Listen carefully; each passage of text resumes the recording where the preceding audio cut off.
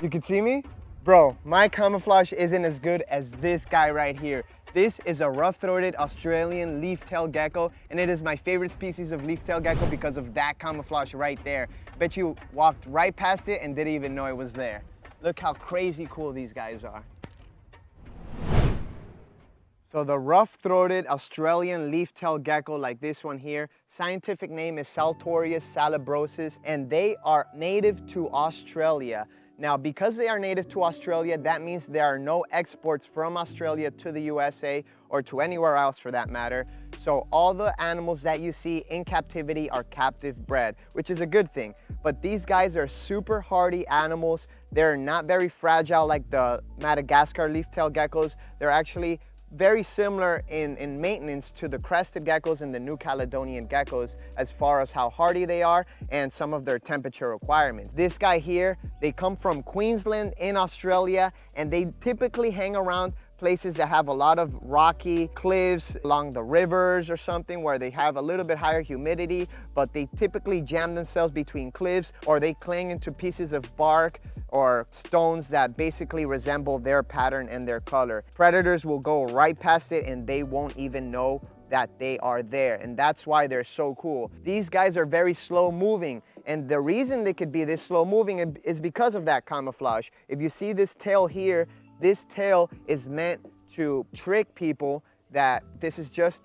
a leaf. There's nothing to see here, and if they lose this tail, they will actually regenerate it, and it will grow more like a fungus. It will look almost like a mushroom when it grows back. This species of leaf-tailed geckos get pretty big. This is an adult female, and she will get a little bit larger, but look at this animal here. I mean, this is a good sized gecko, anywhere from like 10 inches, maybe 11 inches at full grown size.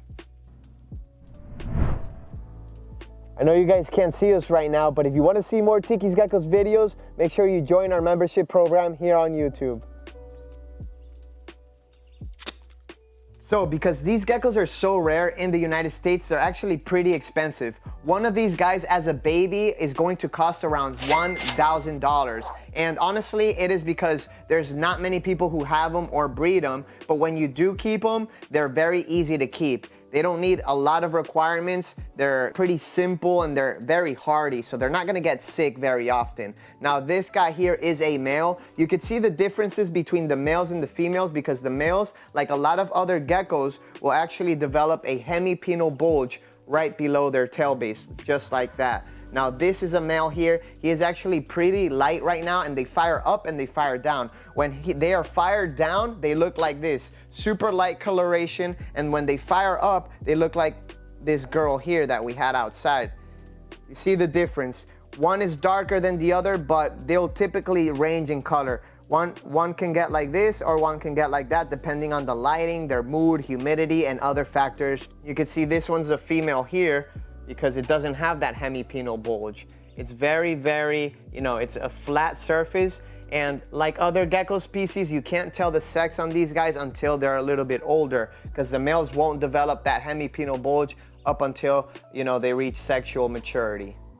So the Australian leaf-tailed geckos like this guy here do not have toe pads like the crested geckos or the lychee geckos. These guys just have really sharp little claws that help them cling to trees just like this. So honestly, they don't even need the toe pads. They're great climbers. These guys in the wild, they'll just hang out like this, and when a bug passes by, they'll go ahead and eat it right away. And that brings me to their diet. These guys are insectivores. They do not eat any of the gecko diet. They're not a fruit eater like some of our other geckos here. They're strictly insectivores, so we feed them a variety of different insects. Crickets, superworms, mealworms, or roaches, they will grub down on. Most gecko species, like we know, are nocturnal. These guys are gonna be active in the nighttime. They're not going to be, wandering around in the day. During the daytime, they're just gonna cling onto something like this and just lay motionless and not want to move.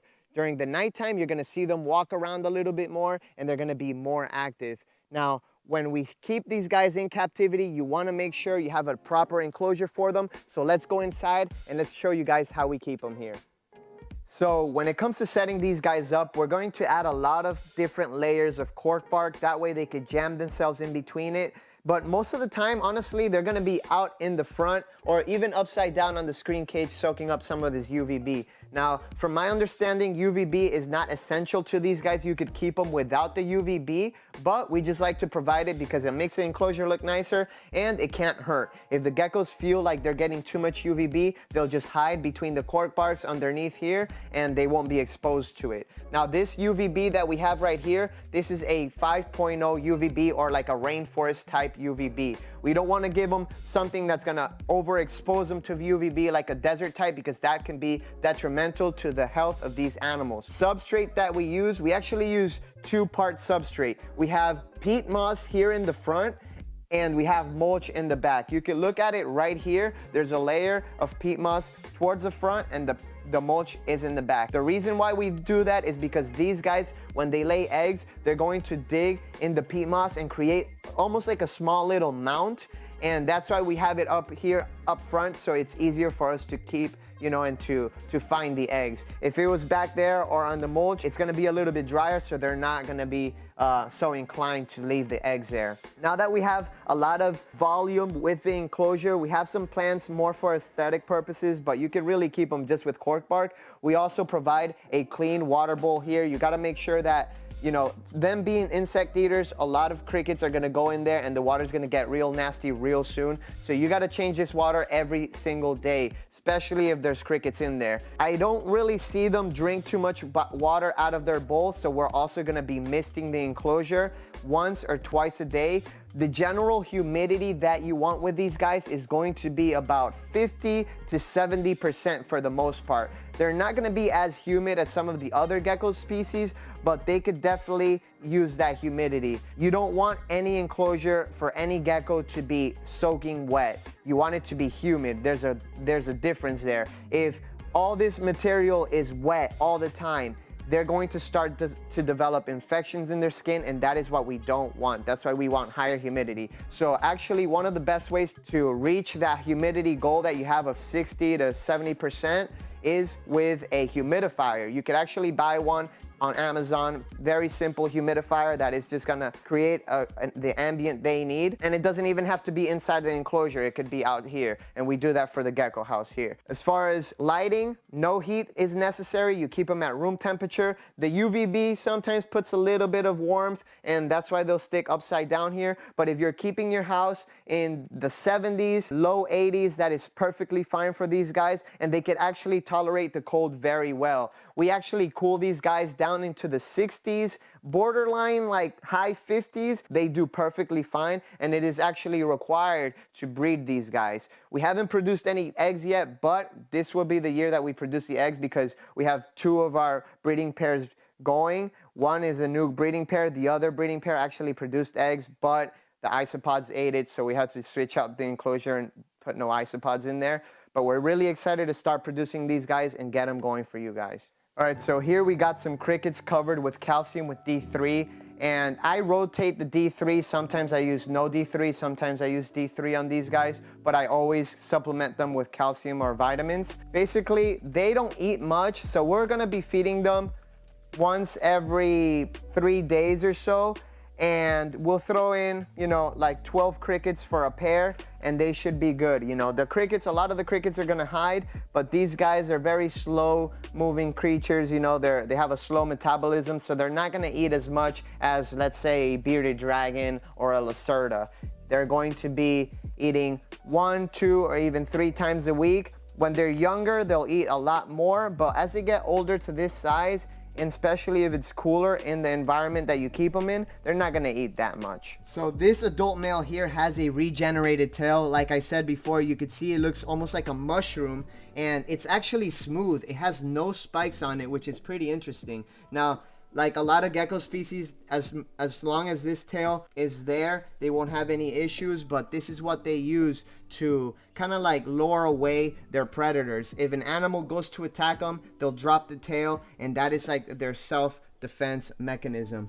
Now here is his female here. He's a little bit skittish, but she isn't so much. She is pretty nice, and for the most part these guys are pretty easy to handle. But this girl here, this is the oldest girl we have, and this is the group that produced eggs last year that the isopods ate. But this year, no isopods in the cage, so we'll be producing some babies. The Australian leaf-tailed geckos are definitely some of the most bizarre geckos we keep here, and we're super excited to start breeding them this year. If you're interested in getting one of these guys, make sure you join our email list, and we will let you know when we start having babies. Thank you guys for watching, and we'll see you guys on the next one.